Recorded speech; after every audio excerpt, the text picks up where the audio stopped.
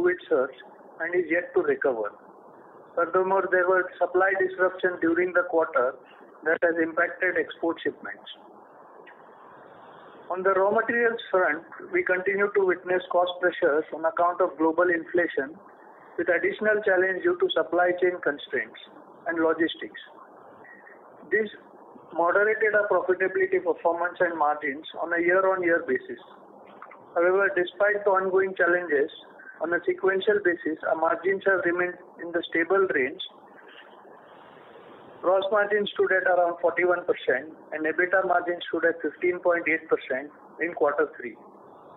In order to mitigate cost pressures, we are working with our customers and undertaking price hikes. Our profit after tax in quarter 3 has come in at rupees 32.4 crores.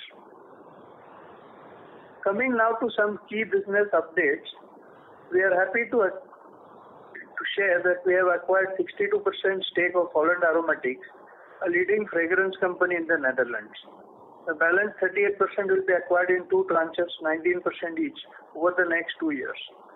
The transaction brings on board a high potential company with strong local presence in Europe, particularly Northern Europe, and complementary to our CFF business. A proven expertise in the F&F industry, along with the blend of capabilities from CFF, Nova, and Holland Aromatics, will strengthen our endeavor to tap upon diverse customer segments ranging from local MNCs and particularly assist us in our endeavors to take global MNC business. Here we are also pleased to share that we are now participating in a global RFP, that is request for proposal, and engaging with a large global FMCG MNC for commercial tender submission. This is a global business in excess of $1 billion, which is up for negotiation. This is a key step in the world, sets the stage for SHK to tap upon further global opportunities and a key focus area that should drive the next leg of growth for us.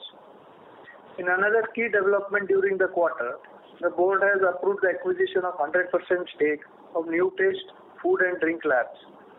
This acquisition accelerates the momentum of our flavor business and enables us to further expand into the high potential flavor categories such as syrups, sauces, seasoning, fruit preparations, and other such premium grade products. The transaction brings on board a solid and reputed customer base across the fast-moving FMCG and particularly QSR space. Overall, both these acquisitions are value accretive, synergistic, and growth-oriented. From a consolidated balance sheet perspective, our net debt position stood at rupees 438 crores as on December 31st, 2021, compared to 347 crores as on September 30th, 2021.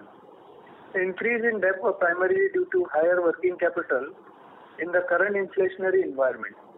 I would also like to share that following the conclusion of our latest 2 acquisitions, we expect that our net debt will reach levels of around 550 crores in the coming quarter. While we had indicated in the past that we would be reducing our debt levels, these acquisitions presented significant potential for future growth.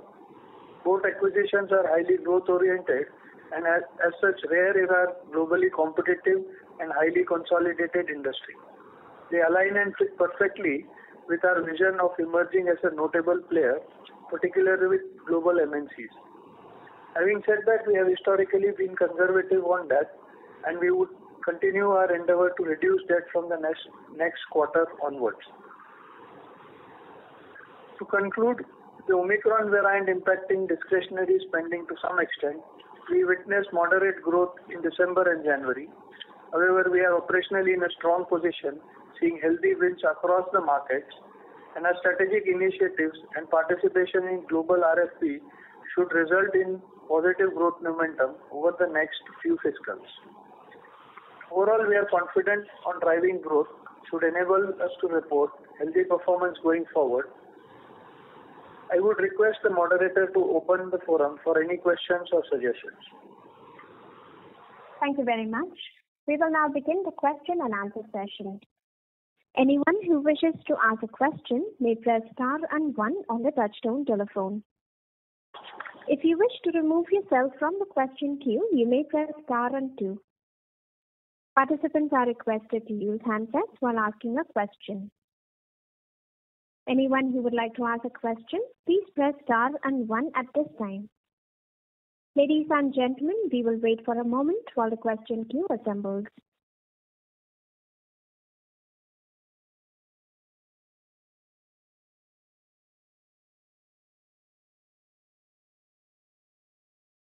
The first question is from the line of Viraj from Securities Investment Management. Please go ahead. Yeah, hi. Thanks for the opportunity. First is on the acquisition. So, if you can just provide some more detailed perspective, what kind of complementary portfolio and, addressable market opportunity kind of open up so far. And, you kind of also alluded that it provides a high growth opportunity. So if you can elaborate a little more. So let me start with Holland Aromatics. Holland Aromatics is a niche fragrance manufacturer in Netherlands with about roughly 6.5 million top line annual revenue and greater than 2 million euros EBITDA. It is in close proximity in the manufacturing site to our sites, both the erstwhile manufacturing site and the development laboratories in Amsterdam. Given its proximity and ability to work together with our development site, we are very confident of further expanding their business into Northern Europe, covering Benelux and Germany as an additional market. We already have our CFF manufacturing site in Italy, which allows us to cover most of Southern Europe and eastern parts like Turkey from supply from Italy. So this two manufacturing site approach will help us to consolidate our position in Europe. Additionally, there are a couple of global FMCG companies with strong presence in the Netherlands from their development and headquarters or corporate global working. So the Netherlands acquisition also strengthens our liaising with the global headquarters or R&D centers in the Netherlands with these companies. So this allows us to grow the CFF and European business on a much faster keel, as both North Europe, South Europe demand can be fulfilled in one composite group. Additionally, Holland Aromatics has businesses in export businesses in Indonesia, and as you know that we have embarked on a 3I strategy with Indonesia, India and Italy being our focus areas for future growth. So Holland Aromatics complements the business that we are doing in Indonesia, and with their support, and they have some tie-ups in the Indonesia market which we will benefit going forward.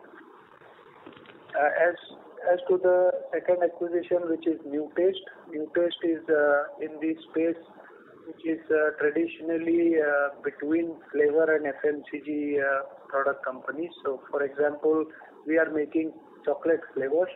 They are making chocolate sauces and chocolate inclusions for biscuit or bakery confectionery companies. And with this, the complementary set of products that go to FMCG and pharmaceutical companies, we are able to offer the full complement of products. They are already working with large FMCGs like Unilever, Britannia, and so on and so forth. And so with the offering of both direct flavors and flavor plus addition products, we are able to cater to entire requirements of the FMCG, bakery, confectionery, pharma sectors. Apart from that, we also have a solid meaning powder flavor facility, together with our earlier acquisition, which has given us some amount of savory flavors. We are now targeting the QSR business and savory flavor business in combination, where in all the food segments there is this dual kind of approach. One is the concentrate flavors, and the other is ready-to-use flavors. And in this, the new taste FDL is complementing our concentrate flavor business by having ready-to-use products for QSR and FMCG companies, including nutritional supplements, nutrition business, and flavor for beverage, pharmaceutical, and bakery industries. Complement the flavor business, and it allows this to grow beyond the traditional R&D-led flavor usage to broader usage, including large canteens and some of the mid-sized food delivery and food companies which utilize flavors in a ready-to-use form. So this is giving us another growth opportunity for our flavors business. Just one follow-up on Holland Aromatics. So we paid around 13 million euros and for 62%. So on a total EV to sales, we will pay slightly upwards of 3 times sales. So internally, when we're saying that we expect a high growth, what kind of growth we are looking, and is it led by from customer wins? 10 times of EBITDA if you look at in terms of EBITDA. Okay.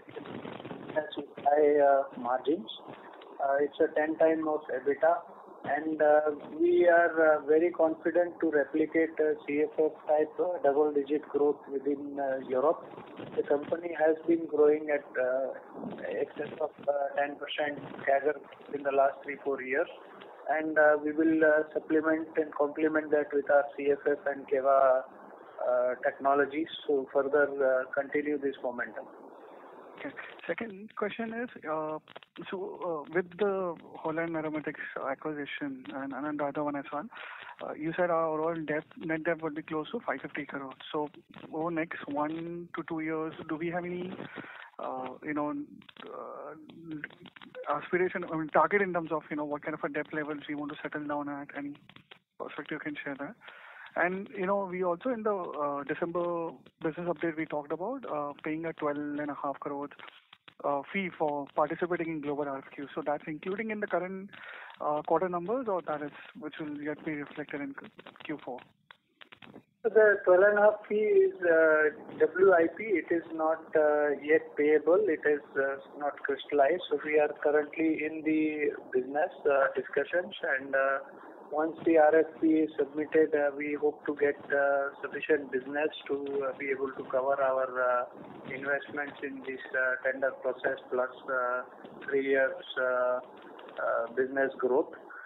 So the total tender quantum is excess of $1 billion, and we are waiting and expecting the first awards of business to come in the next probably next 2 months, and then it's a process whereby the entire business will be awarded over a period of 12 months thereafter. And the cost will get amortized over a period of the contract. So suppose if we get a contract for a period of 2 years or 3 years, the cost of 12 crores will get amortized. Okay, and on the debt part? Yeah, so debt reduction, we are already looking at that as we talked earlier. The high inflation in the raw material has meant that almost 50-60 crores of additional raw material value we have taken for the same volume that we have been managing and keeping. We believe that once the raw material inflation stabilizes, in 1 quarter to 2 quarters, this kind of money cash flow will quickly come back. In addition to the operating profit of that quarter. So there is a ballpark 60 crores of working capital which has gone in, and as the sales price increases take place, this entire working capital has to go through the cycle for its recoveries, and we will get these 60 crores out of the working capital in addition to the operating profit of each quarter. Okay, I'll come back in queue. Thank you. Thank you. Anyone who would like to ask a question, you may press star and 1. The next question is from the line of Madhav Marda from Fidelity International. Please go ahead. My questions have been answered. Thank you. Thank you. The next question is from the line of Lakshmi Narayanan from ICICI Prudential AMC. Please go ahead. Hi, good afternoon, Kedar. Just a few questions. If we look at the history, the last 4 or 5 years, you have done several acquisitions, right? Maybe small tuck-in acquisition to large ones, right? So, if you just put it together over the last 4 or 5 years, what has been the experience in terms of the total capital that has gone in for acquisition, how that has actually benefited the company, either qualitatively or quantitatively? And subsequently, how do you look at it, whether these are, this will yield results, one shouldn't look at immediately, should we look at long term? How do you look at it? Because there was CFF, last year we acquired something, and this year also we had this, right? While I understand these are all synergistic, just to understand how much capital has gone in, what has been the results qualitatively and quantitatively. I think, Narayan, if you allow me to send that statement with the total capital outlay and a specific comment on each acquisition and where we are, that's probably a better way of looking at it. So we will make an update on this. Yeah, maybe one suggestion is that maybe in your presentation itself, you can actually just put a chronological snapshot of acquisitions, what has been done, so that it will be helpful for investors at large. In our annual report, where we can do justice on the total discussion, so we will make a section in annual report with our last 5 years view on acquisition and way forward. Got it. But anything on the top of the mind you want to tell, not numerically, but any qualitative? So going back to the strategy of the acquisitions, we have done acquisitions, first leg of acquisitions on the ingredients, the second leg of acquisitions on the flavors, and now recently to expand further the fragrances business. In each wave, we had a specific strategic target as to why we want to do the acquisition and what are the benefits for that acquisition. I think by and large, I would say 90% of the objectives have been met. In terms of the particularly the environment on GST and post the pandemic, the subsequent penciled growth rates of the economy or customer side have not panned out, and that's why some of the acquisition value and the debt has gone up faster than we had originally planned. But these are matters, I would say, within tactical 1 or 2 years of slow growth and pandemic situation. Otherwise, by and large, if you see the CFF, which was not facing the same kind of pandemic pressures, we have delivered the double-digit growth. On the various flavor acquisitions we have now integrated last year, and you've seen that last year or 2 years we have a double-digit CAGR growth in the flavors. There is good traction in terms of product development and approach. So overall, I think the acquisition strategies have been well worked out and it's working well. We now need to focus on consolidating the acquisitions to build the synergies that we will take up in the next 1 or 2 years, that we consolidate what we have. The key point here is that now we've also been able to demonstrate manufacturing and capability outside India, and one of the key conditions of the global MNC RFP, as I mentioned earlier, is innovation and the geographic spread beyond one location or one country. So with the Italy and now Holland manufacturing, India manufacturing and China manufacturing, we are now in a position to participate on the global RFP. So on the strategic front, the views that we had on the acquisitions have largely been fulfilled. On the tactical front, yes, the revenue growth has not happened in the same manner that we had penciled when we did the acquisitions. But I attribute large part of that to the pandemic situation, because as soon as we've seen non-pandemic quarters, we are doing good growth. Got it. So, if you just look at next 3 to 5 years, right? would you be looking for more acquisitions, or you would first looking to consolidating this? How you think 3 to 5 years out? Oh, I think our appetite for acquisition is sort of, there is a passive and active appetite. So right now we are in a situation of consolidating what we have just recently acquired. Till we are able to consolidate, bring down our debt to levels of less than 2 times of the EBITDA, we would not look at any further acquisitions.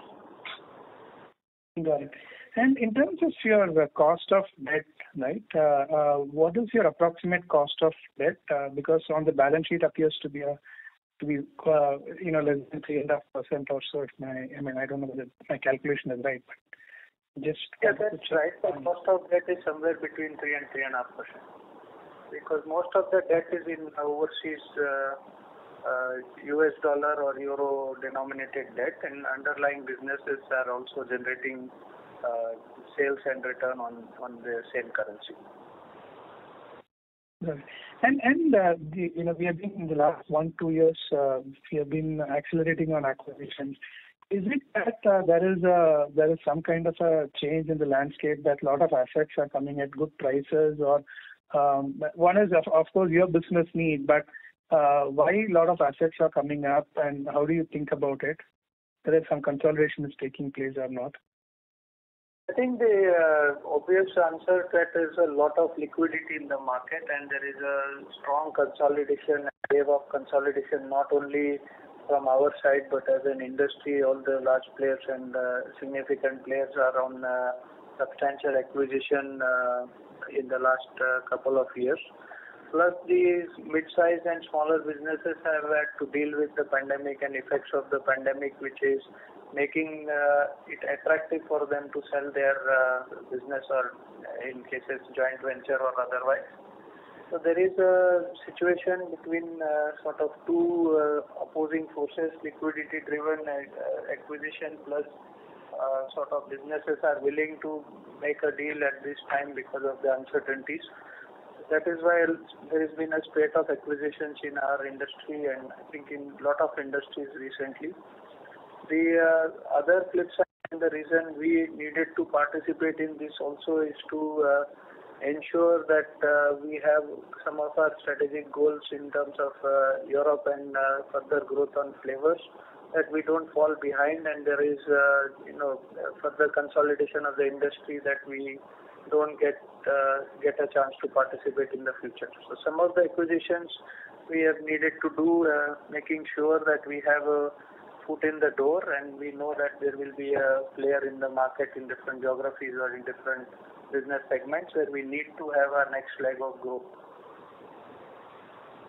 Right. There's one last question from my side. So if you split the business into India and non-India, and again fragrance and flavors, which you think will grow faster and also be more margin accretive? Is it the India fragrance will outpace, or the India flavors will do, or the international piece for the next 3-5 years? I think the opportunities are the following. We have the global RFP, which is largely on the fragrance, which will not be only India-centric, it will be on a global nature.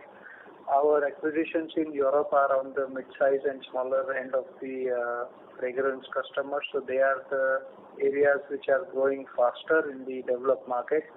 And we continue to engage with all our large corporate customers within India and South Asia, which is a third leg of growth. Having said that, on fragrance, I think the Southeast Asia region particularly is being affected in the pandemic on a sort of longer timelines than Europe or Middle East, and we are looking at the correct strategy and timing to restore the growth momentum in Southeast Asia. So out of the 3 regions, Southeast Asia has been lagging, India is following market, Italy has been ahead of market on both current and in terms of the future potential. In the flavor side, you are seeing the numbers, there is a strong growth, and we believe India and Southeast Asia, or India as a flavor and food market, is a very large opportunity for us in the next almost a decade or 2 decades, as the trend towards packaged food and flavored products starts to increase. Okay. And any, I mean, what has been the 2-year CAGR of the fragrance division, domestic and international? I mean, I have the 1-year number which is there, but what has been the 2-year growth?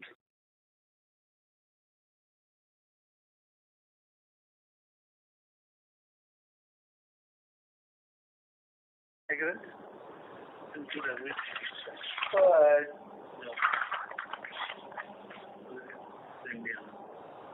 So the fragrance 2-year CAGR has been 4% on emerging markets and 11% on the developed markets in Italy, and flavor CAGR is double digit in across.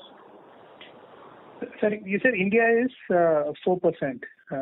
Is that what I heard? 9 months? That's it. Yeah. Okay. Thank you so much, Kedar. Thank you. The next question is from the line of Sachin Kasera from Swan Investments. Please go ahead. Yeah. Hello, Mr. Raju. Sorry to interrupt you, Mr. Kasera. May I request you to speak on the handset mode? Yeah. Hello, sir.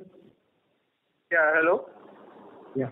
Sir, my question is regarding the tender which you highlighted are opening up in next couple of months. Could you talk in a bit detail about them? Who will be the peers? Which segment you will be looking at? The size of the tender, the business you are looking at. So at this moment, I am only at liberty to say that it's a well over $1 billion total global annual potential which we are bidding for. There are various bidders, and over the next 12 months, the tender, which is sort of a total global tender, will be broken up into specific bidding portions, and that process will complete in the next 12 months. We should have our first results in terms of business award or potential business award sometime in the next 2 months, and then following that, we expect a 12-month process where various subparts of the overall business are then kind of tendered and negotiated, and going forward the business is start. Okay, so what is the duration of the tender? Multi-year agreement, excess of 3-4 years agreement to supply, and it will start I think somewhere in April in terms of the timelines of the process, and it will continue thereafter business by business throughout the 12 months the next year. So sorry for I missed that. So from the time we get the we win the tender, how long does it take for us to show in the P&L? So assuming that you have a business opportunity tender in April, it probably takes 5 to 6 months before the change in the business happens. Okay. The tender is awarded in April, the business should start in 1st of October, something like that. 2-quarter delay between the award of the business and the actual revenue flow. Okay. So, what is the $1 billion tender size? What sort of, are we looking at in terms of the, the business opportunity? The customer will also look at our P&L size and, kind of give the business accordingly. How should we kind of understand this? So I think obviously we are bidding for all parts of the business, but in terms of our strategy and our current operations in Italy, India and Indonesia, we stand a better chance in these geographies and certain specific categories. It's a very complex process, and I'm not at liberty to divulge any more details at this moment since it's a process in work in progress. But we expect sizable growth opportunity in this tender over the next 12 months, starting from April, May, when the first results start coming in. And okay.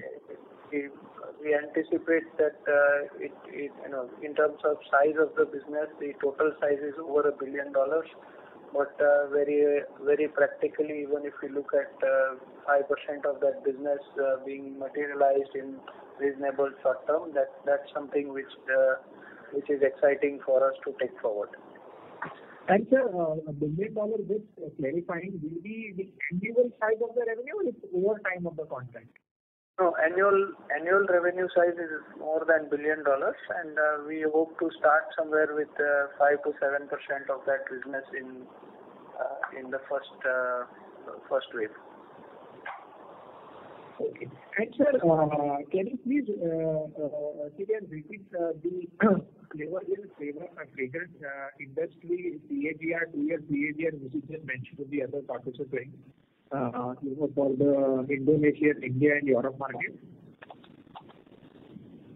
Yeah, so India, as I mentioned, is 4%, South Asia, MENA, Europe is 11%, and Southeast Asia is -2 CAGR growth, somewhere -2, -3, where we have had supply disruptions and slow growth. Okay, so this is F&F combined? This is fragrance. Flavor is largely 11% CAGR growth in 2 years. We don't divide it into domestic or it's largely India, South Asia region. 11%. Okay, India and Southeast Asia. Okay. No, it's India, South Asia, what we call SAMIA, so Middle East and South Asia. This region, we monitor our markets in emerging and markets, and so further in South Asia, Middle East as one, and Southeast Asia as a second. Okay. And sir, coming to this Holland Aromatics acquisition, so you mentioned we paid 10 times EBITDA? 10 times EBITDA, ballpark number, yeah. Okay. So that is almost similar to our valuation. That's correct. Okay. So was there, I mean, how many other companies were there along with us?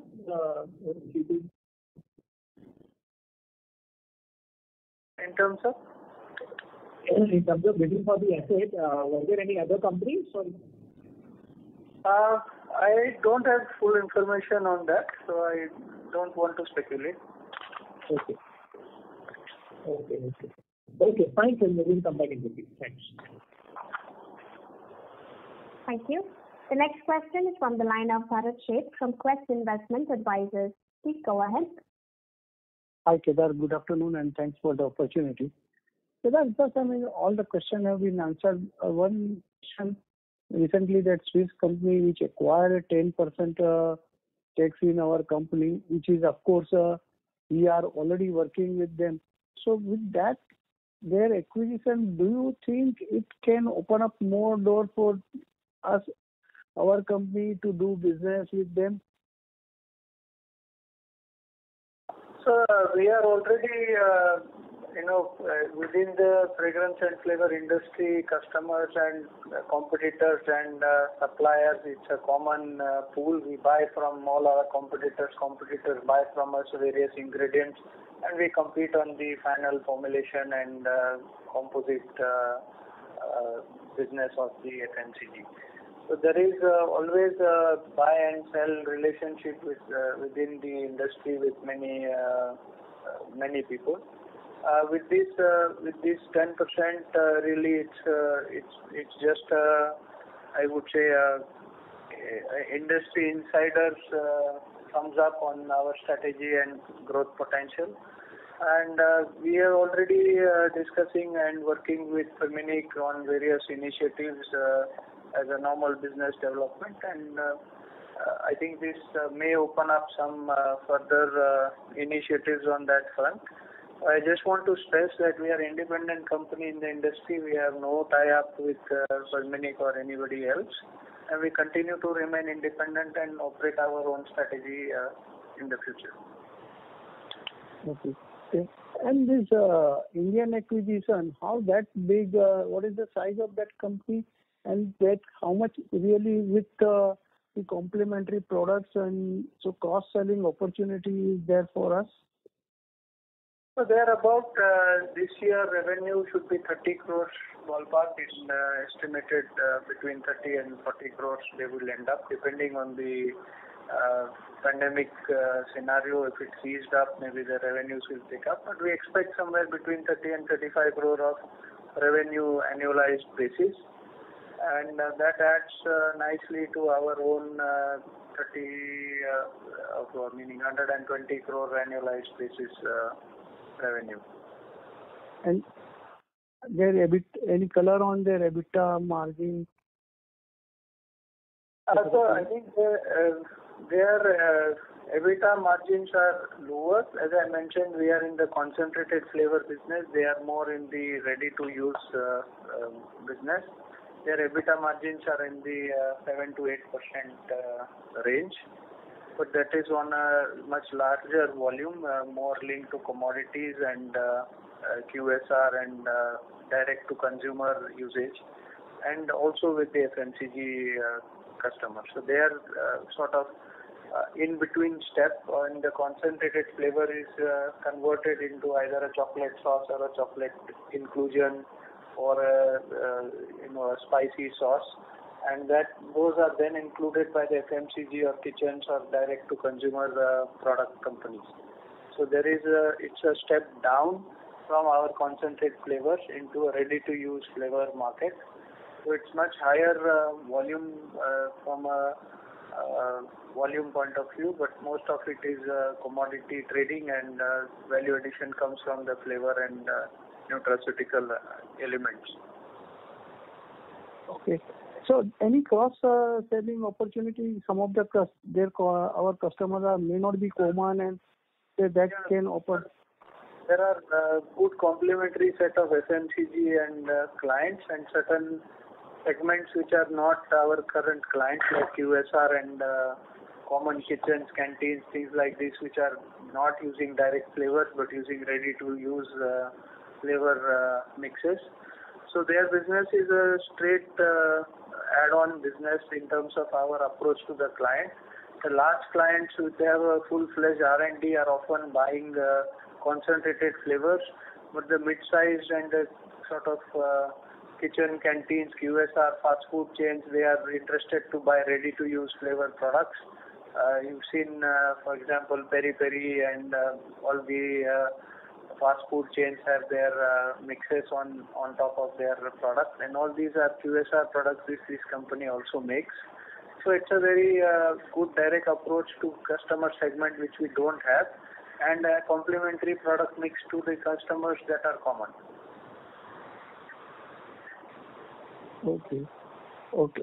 And thanks. So Kedar, if we can give some color on now with pandemic maybe at the fag end, and how the Southeast Asia market will open up. So next year, what kind of, your with the whole consolidated number you look, and kind of EBITDA margin that we are envisaging. And one more product that we had tied with which was done R&D, and ultimately Basaf took, and now we have got our marketing right for that product in India. So is that ramping up, that product? Yes, that is ramping up. Again, this is being an expensive product. It is not easy to ramp up during the pandemic situation because it requires presentation to the clients and users and how to use and so on and so forth. So we've had a stop and start, and between the two waves of the pandemic, we were able to convert few clients. That business has started ramping up quite well. I think next year we expect it to touch 30 to 40 crores in annual revenue if everything goes normally. And the Southeast Asia market, what's your sense on next year? So Southeast Asia market, I think our basic product range and product type, everything is well accepted. It's a question of the supply chain particularly being disrupted during the pandemic. We are looking, as I mentioned, the Holland Aromatics also has certain business in Indonesia particularly, and we are looking at local manufacturing or local supply chain enhancement, which will allow us to regain some of our lost market share. In a normal environment without any pandemic situation, I think we will restore our 10-12% growth rate in Southeast Asia as well. Okay. Thank you and all the best, Kedar. Thank you. Thank you. The next question is from the line of Suraj Fatehchandani from Compound Everyday Capital. Please go ahead. Hi, thank you for my questions have been answered. Thank you. The next question is from the line of Madhav Marda from Fidelity International. Please go ahead. Yeah, my question was that, earlier when we, for these RFPs, the global RFPs, it was a bit tricky for us to bid. But now that, the opportunities have started opening up, what has really changed that, now we can bid for these large global tenders? Just wanted to understand on that. Nothing has changed. We were always knocking on the doors. I think if you see the commentary we've been talking about in the last 3 to 4 years, that this is an opportunity of growth for us. I think finally we have been able to initiate that and take it to the next level. Okay, got it. And this new business, like you said, we are targeting something like 5 to 7% of that global tender. Like typically margins on these kind of contracts, are they similar to our existing business margins, or are they like higher or lower, given that it's a very large size contract? So, typically the gross margin level will be lower, but the net margin level should be similar, because the typical volume and the kind of overhead per kilo costs and other benefits in terms of operating leverage. So we are looking at it in totality, where we don't see an erosion of net margins. We would see definitely smaller gross margin on a much larger base. So that will be a typical scenario. If you look at our current composite margin of 41%, it varies from 30% to 50, upwards of 50% between the small and the large products.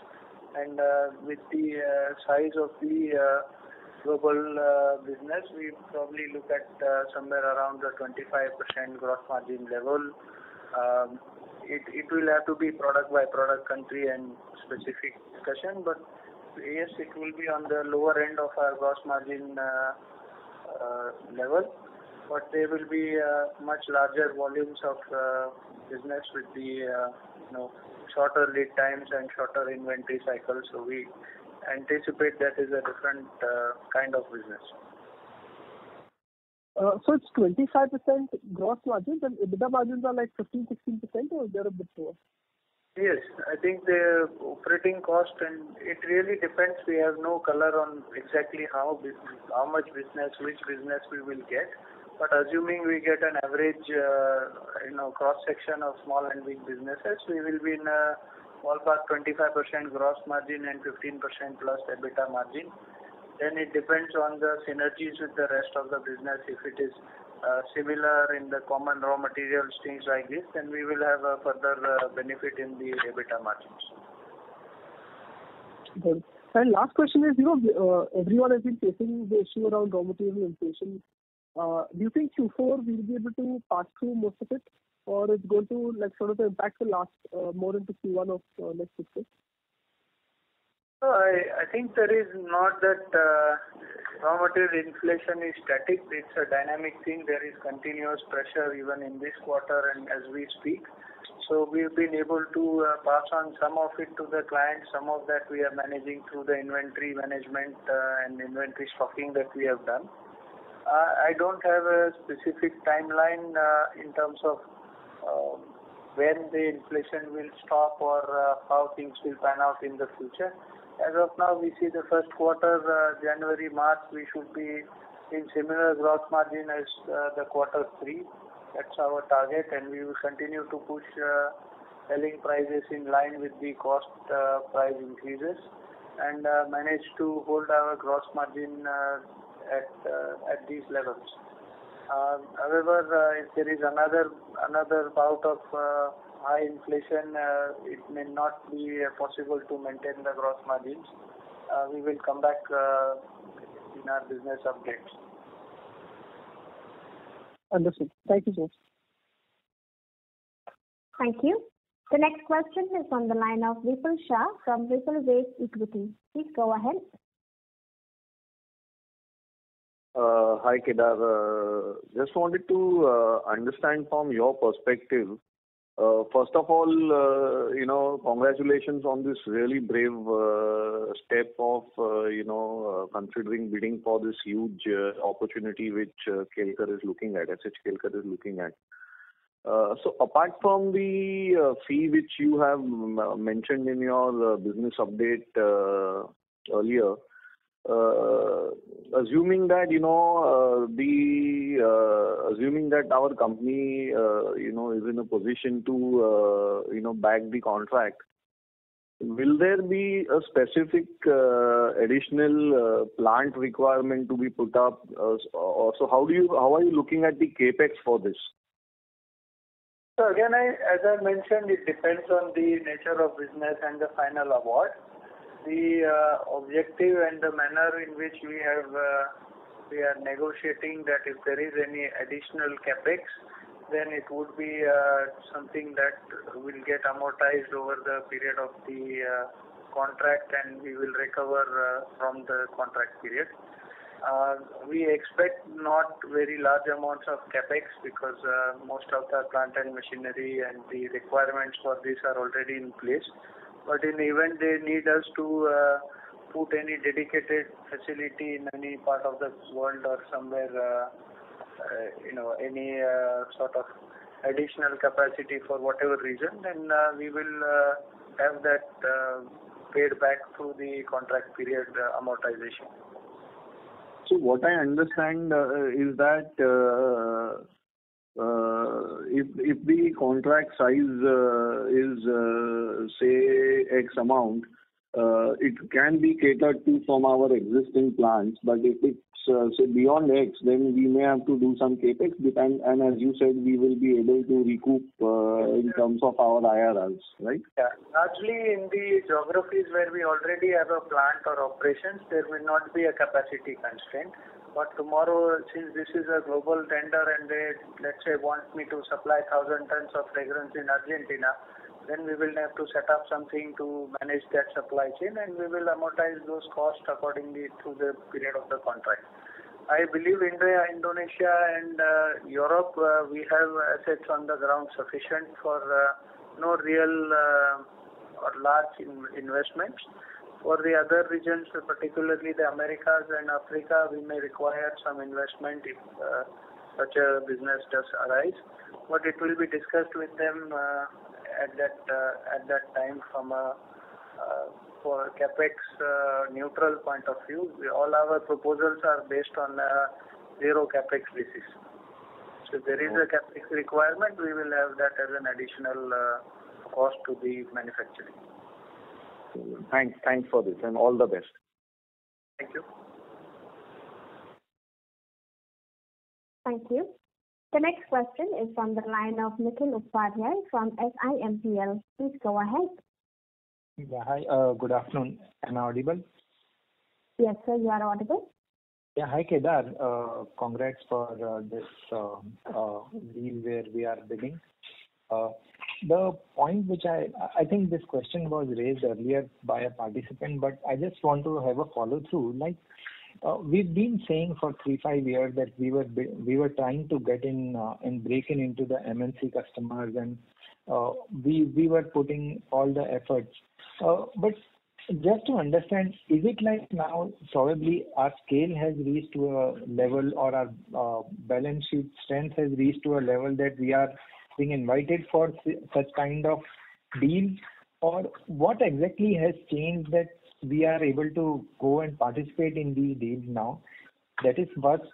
Second part is, do you see that probably, I don't know, whatever the outcome comes, do you see that more such inquiry levels could be coming up in terms of for the future for Kelkar as a company?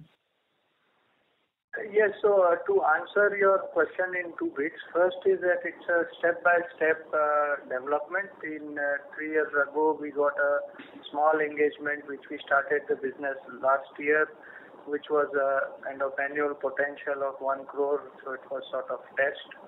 This year, last year September, we also we won the business. So 2021 September, we won a local business which is ballpark 20 to 30 crore annualized revenue. So I think the steps of Unilever qualification have been taken through, and this is sort of indicated, and they have been able to, or this information has been important that the global companies are looking at it. Okay.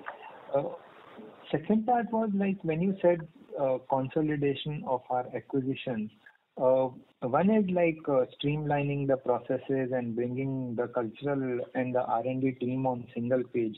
But in terms of growth aspects, when you probably did these acquisitions, and how do you see that growth aspect in terms of consolidation? So when probably say you said one of the companies is a 30 crore kind of a top line, another is a 13 million euro kind of a top line. What kind of growth do you believe that probably once our consolidation phase gets over, this is the kind of scale these companies should achieve, or probably this kind of revenue these companies should be able to provide to Kelkar?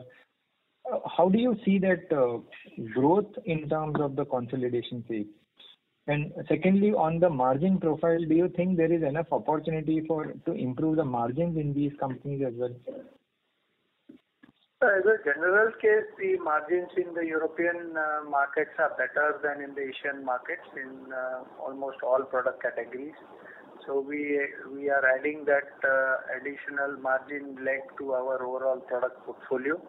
We are also dividing our R&D expenditure over larger base of customers and products, which helps us in terms of a per kilo or per revenue cost of R&D to amortize it over a broader base. So this benefits both the companies which we have acquired as well as our current R&D team to monetize their research at a faster timeline. Having said that, the opportunities are different. The global opportunity, as we have already talked, plus we are looking at European market opportunity through these two acquisitions of CFF and Holland Aromatics.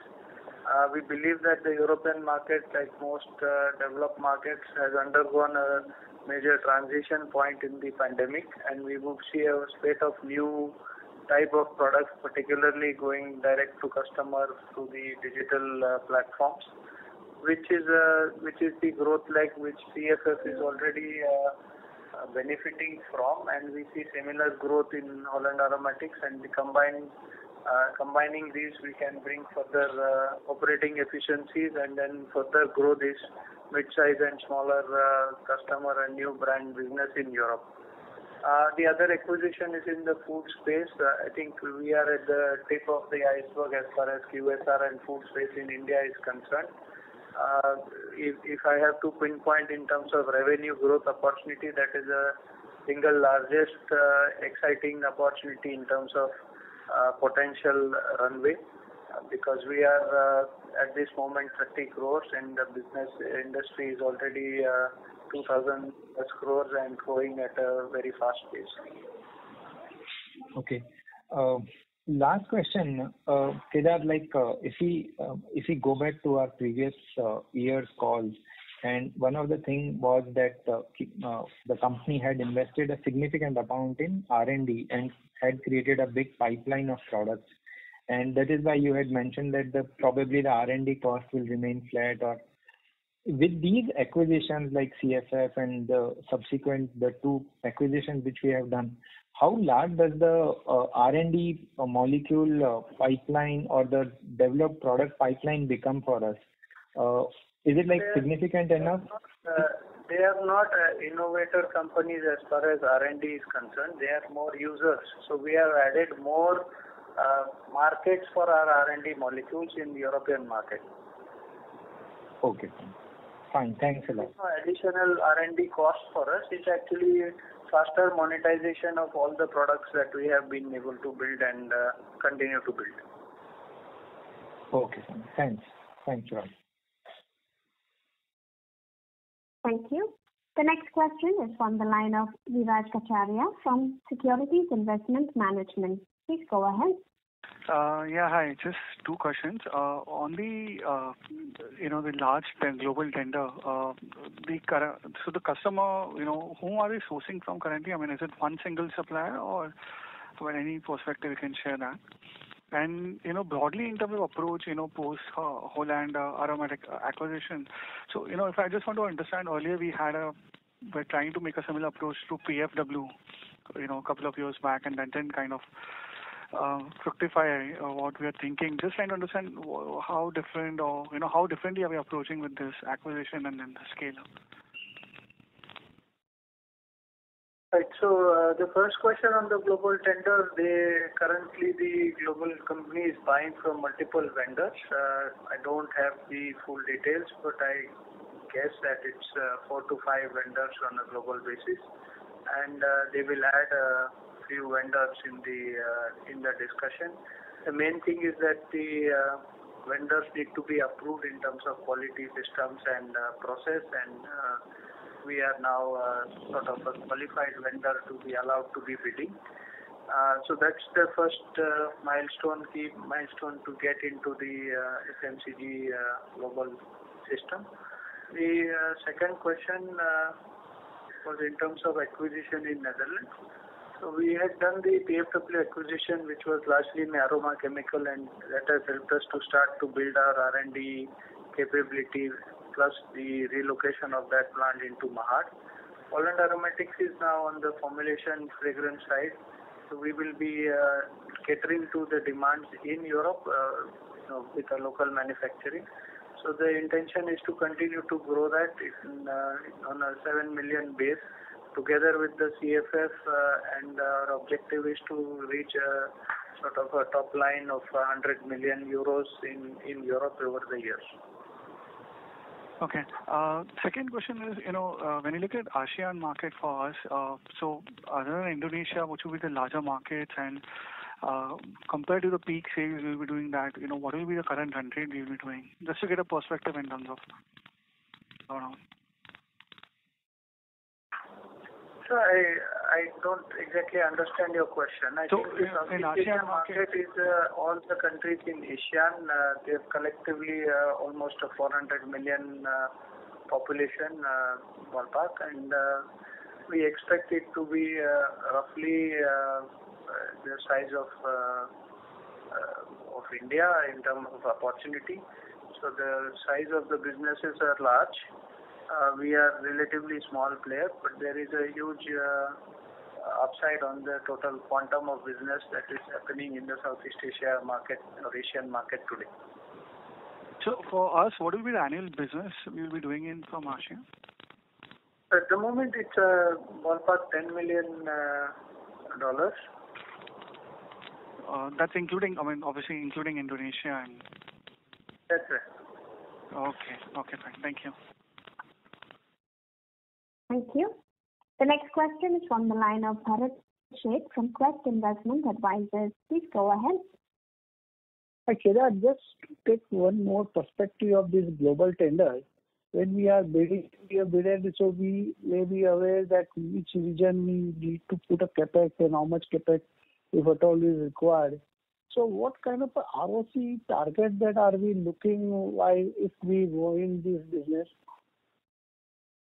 I think the ROC target would be higher than 20%. I think the 20% cutoff we will maintain. Okay, thank you. That's all from me. Thank you. The next question is from the line of Mr. Bhavya Sanavala, an individual investor. Please go ahead. Hi, sir. Thank you for the opportunity.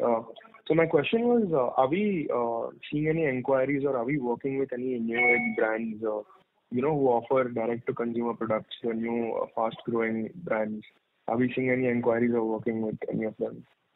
Yeah, we are working with many of them on different products. So it's a normal part of our business growth and engagement. I think in the recent past, this business side has got higher momentum. There is a good amount of business momentum that the D2C has seen as a result of the recent IPO and heightened awareness in the investments that are going in the D2C brands. Okay. Thank you so much, sir. And the last question is, when we said in the recent 2-3 calls that we had a couple of new wins. So is this are these new wins coming from a particular part of the business, or is it scattered across all the small? Are there small players? Are there MNCs? Are there what kind of? Large number of new wins. What we have announced is only a win with a global MNC last year, and that's the one which is led to the RFP which we are now participating.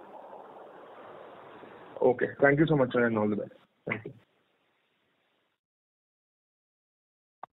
Thank you. Ladies and gentlemen, that was the last question for today. And the conference over to the management for closing comments.